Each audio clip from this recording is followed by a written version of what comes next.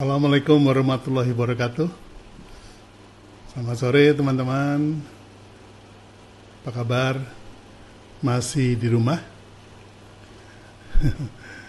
Baiklah, sesuai janji saya akan berbincang-bincang dengan teman yang menyiapkan APD dan masker di zaman atau di era COVID-19 ini.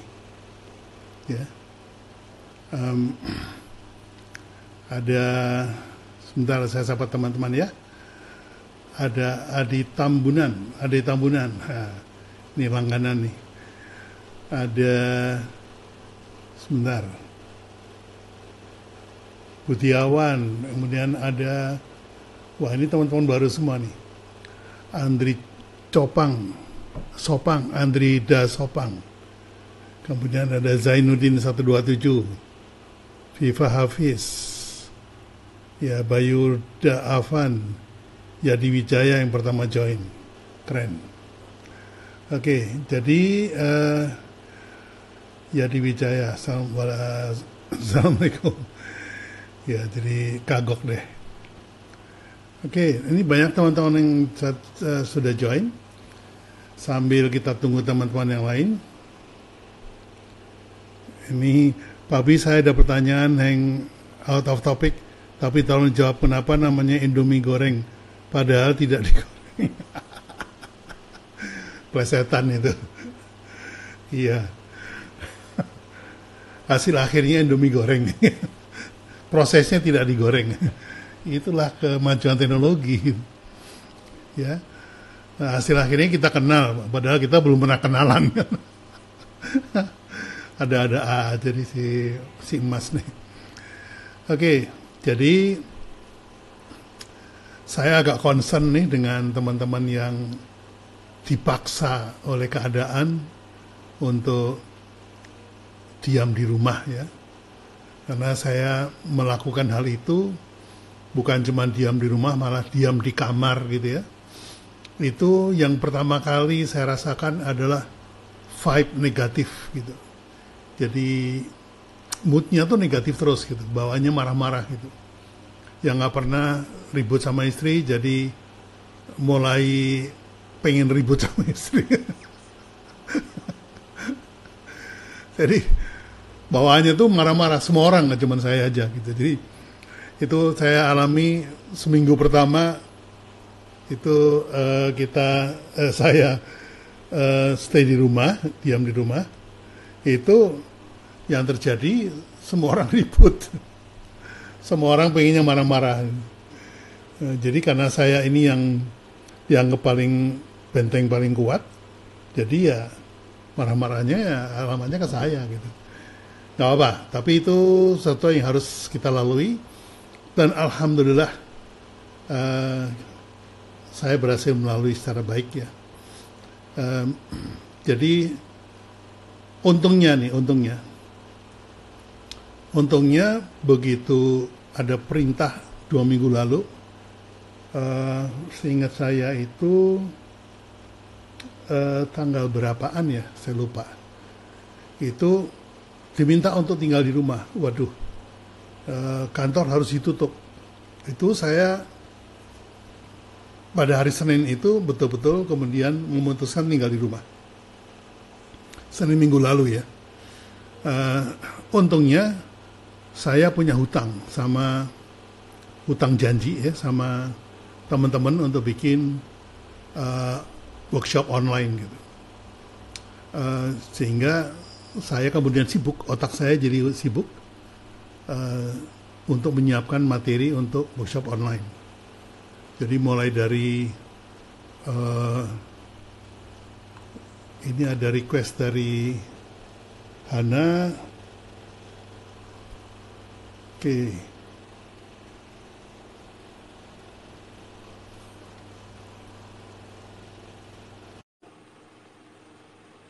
Baik, saya menunggu Hana untuk masuk. Ini adalah teman yang akan menceritakan tentang kegiatannya. Halo Hana, apa kabar? Baik, Waduh, Papi. lama nggak ketemu kita ya. Suaraku kedengeran nggak, Pak Bi? Kedengaran bagus, kedengaran bagus. Ya, ini Baik, dari Pak Bi kabarnya. Pak Bi apa kabar? saya eh, diam di rumah, diam di rumah, berusaha untuk work from home. Saya eh, hampir frustasi, biasa sibuk sana sini. Tapi ada bagusnya ya, karena ya. Jadi eh, saya tiba-tiba merasa bahwa selama ini yang hilang di saya itu adalah waktu dalam perjalanan. Jadi dari kantor ke klien, Satu meeting ke meeting meeting, lain, meeting, satu meeting. tempat ke tempat lain. Nah, akhirnya meetingnya masih lanjut, cuman kita lakukan lewat Zoom. Ya. Jadi akibatnya yang Lebih dipangkas efisien ya. dipangkas itu waktu jalannya. Sehingga saya pikir ya, Iya. kenapa saya selama ini sudah biasa pakai Zoom. Cuma pihak klien saya itu nggak mantep kalau nggak ketemu langsung. Ya akibatnya ya Lebih percaya ya, lebih percaya betul, kalau betul. ketemu. Tapi yang belum bisa saya lakukan adalah workshop lewat online itu ternyata teman-teman itu belum biasa gitu karena ya tadi maunya tuh ketemu mantep gitu ya. Iya. Ya seperti itu. Mau tanya-tanya kayaknya lebih afdol kalau ketemu gitu, Pak. Betul, betul, betul. Nah ini Hana, ini Iya, saya barusan dapat WA ya, ya. update tentang eh, darurat pandemi COVID-19. Peristiwa merebaknya virus SARS-CoV-2 yang mengakibatkan penyakit COVID-19 muncul pada awal Maret 2020 di Indonesia hingga hari ini telah mencapai 1046 kasus. Ya. Wow, per hari 1046 ini ya, kasus Pak Bi. per hari ini Lumayan. dengan 87 kasus berakhir meninggal dunia. Jadi ini luar biasa nih. Bukan jumlahnya pada hari ini saja, tapi lonjakannya itu dari hari ke hari itu luar biasa. Ya. Signifikan ya, Pak, naiknya ya, Pak. Tanggal 2 Maret itu masih 2 kasus, kematiannya 0. Mm-mm. Jadi 4 kasus tanggal 6. Jadi 6 kasus tanggal 8. Jadi tanggal 9 sudah 19 kasus. Jadi dari 6 ke 19 itu sudah triple. Iya, Ya. Kemudian triple, iya. dari 19 ke 27 itu satu hari. Jadi bukan lagi deret hitung tapi udah menjadi deret ukur nih. Akhirnya pada hari ini kemarin kita masih 893, hari ini sudah 1046. Nah, terus kemudian juga di Jakarta saja itu dokter dan petugas medis yang ada di garda depan itu sudah 50 yang kena kasus coronavirus itu COVID-19. Wow. Jadi Iya. setelah diselidiki ternyata mereka itu kekurangan APD, ya, APD dan juga masker ya, penutup yang sesuai dengan aturan WHO, maskernya harus gimana dan segala macam. Sampai di beberapa desa ya bahkan ya yang jauh di pelosok itu dokternya pakai jas hujan gitu. Nah, Iya, jangankan di desa, Pak.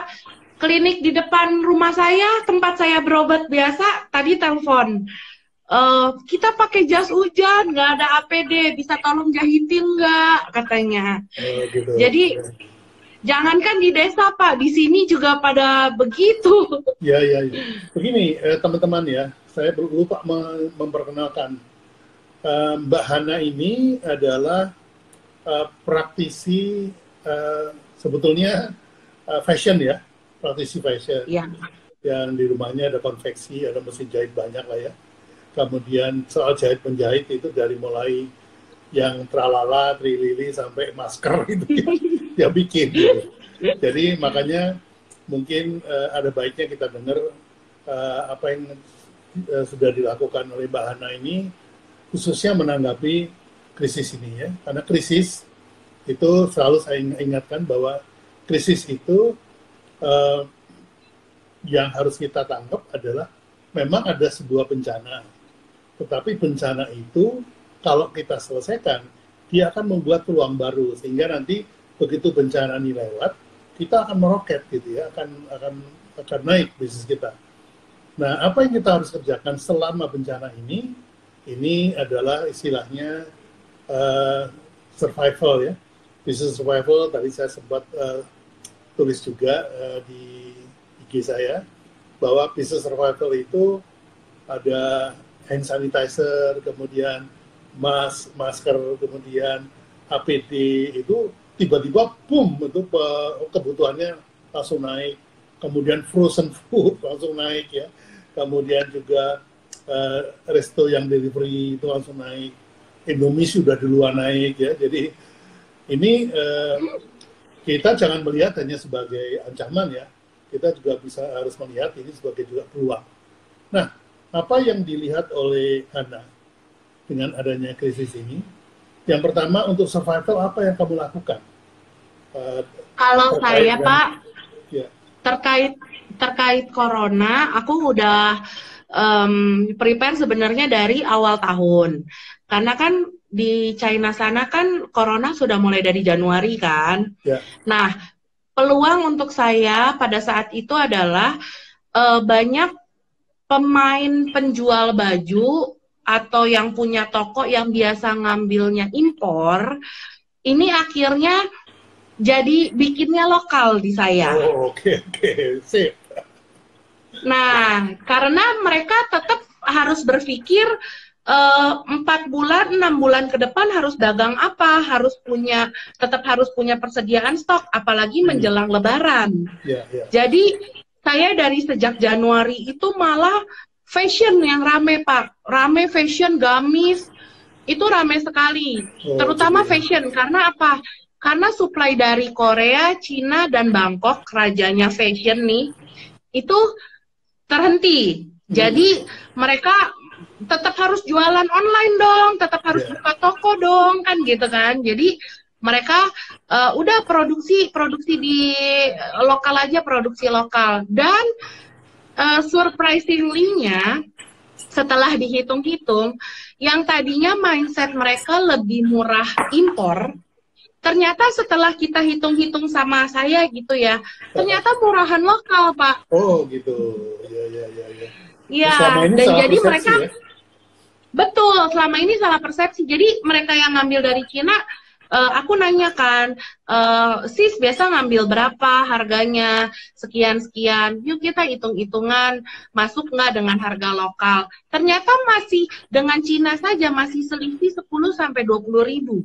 Wow, ya, masih bisa bikin itu profit, kalau ya? Yang iya, jadi dia bisa lebih profit, bisa sampai 20 ribu. Bahkan ada beberapa desain yang bahannya memang nggak ada di sini, kita sesuaikan dengan yang bahan ada di sini, itu bisa beda sampai 50 ribu. Jadi mereka pada kaget, oh ternyata lokal murah juga ya, gitu. Oh lokal itu bagus juga ya, murah juga ya, deket lagi, gitu. Mungkin koreksi saya, jangan bilang murah lokal lebih murah, tapi lokal lebih profitable, ya.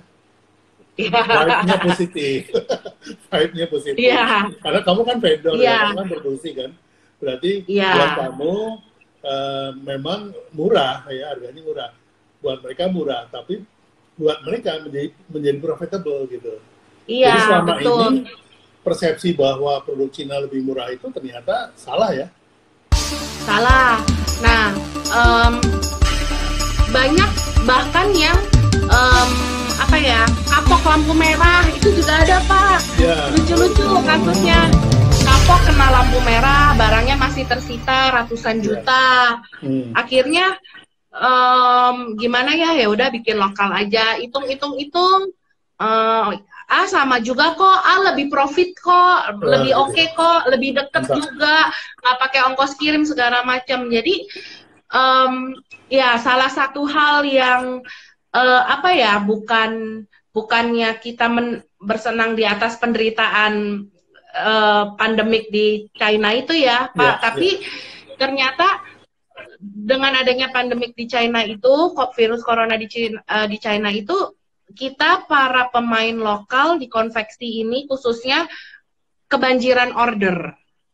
Ya, menjadi ini ya, terbuka matanya ya, para pemain gitu ya, pedagang di Tanah Abang ya. Ya. Betul. Ya. Itu satu. Lebih banyak saya main yang online, Pak, yang jualannya kebanyakan online karena saya sendiri terbiasanya buat fashion yang agak premium ke atas, Pak. Oke. Ya.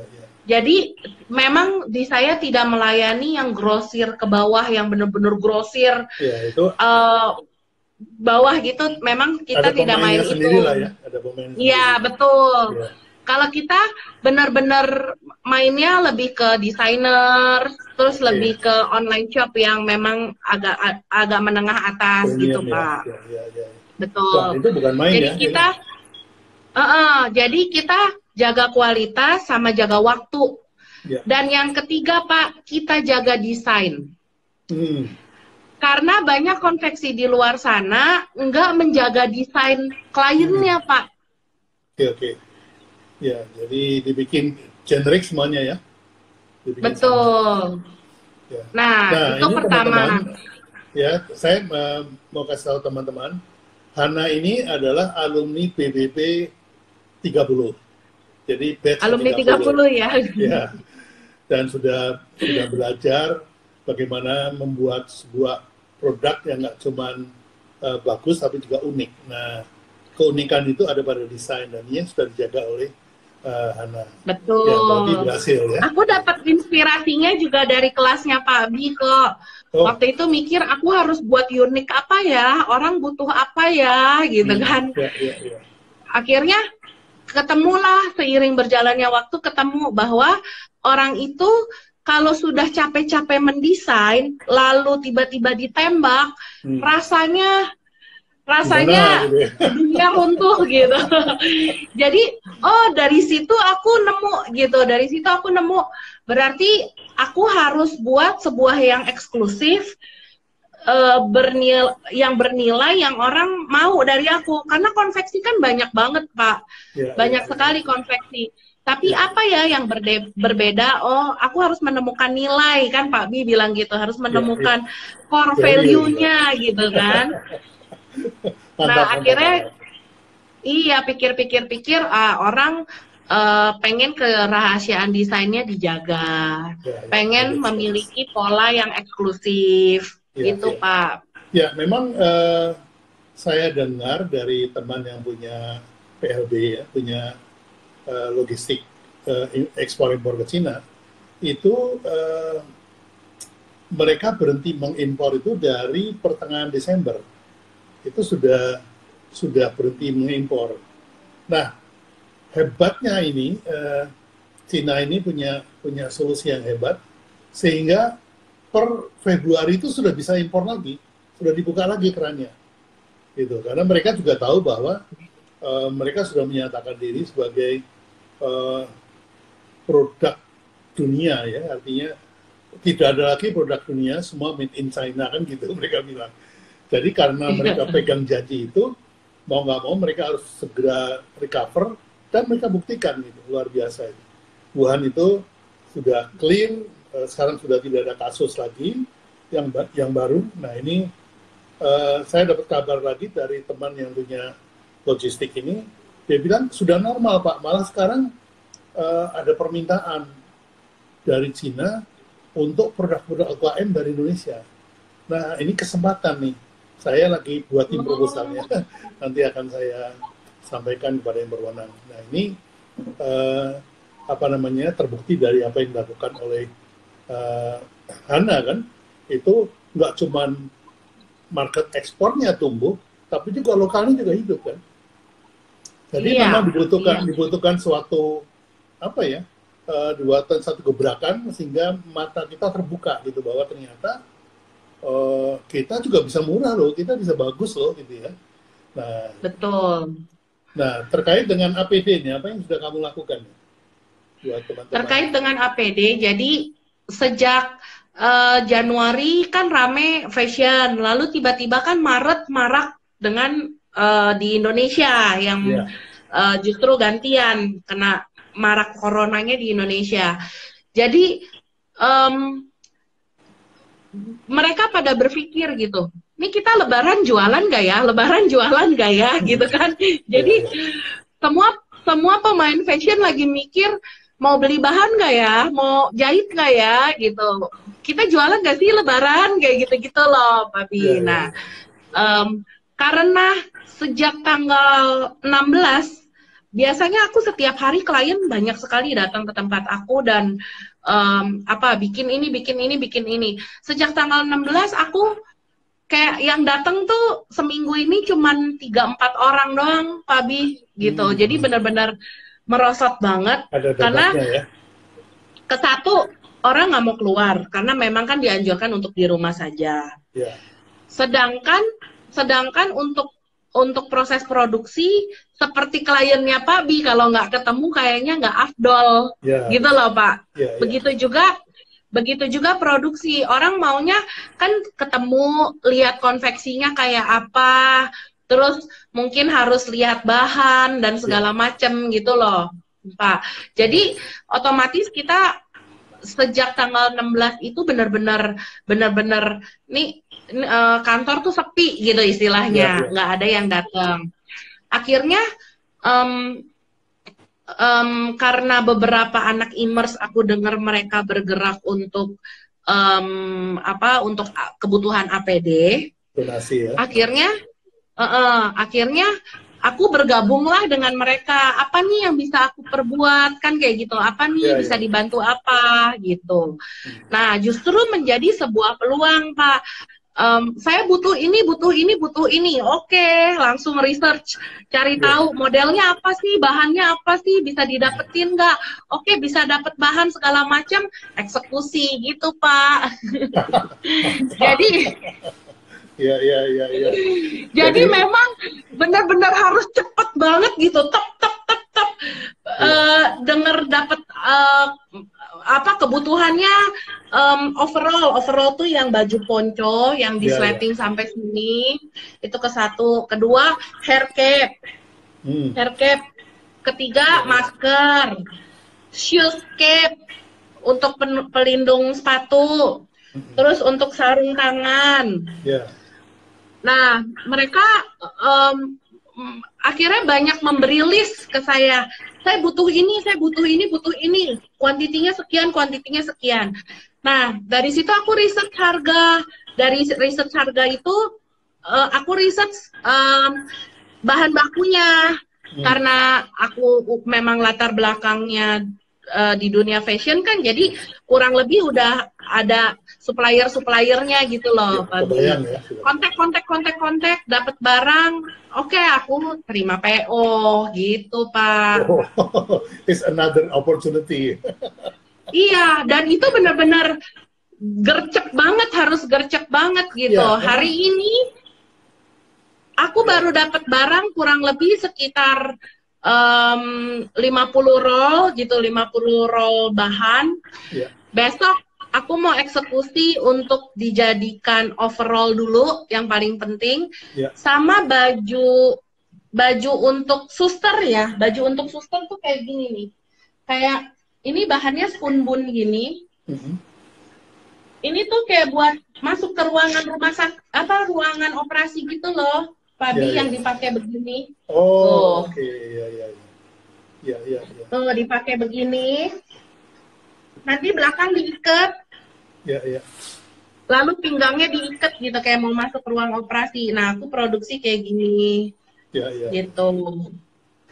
Terus aku produksi masker udah ribuan biji, belum kelar di tukang jahit aja udah diantriin gitu, udah di. Ya karena kebutuhannya melonjak ya. Betul. Ada unique sellingnya lagi Pak di masker kalau aku.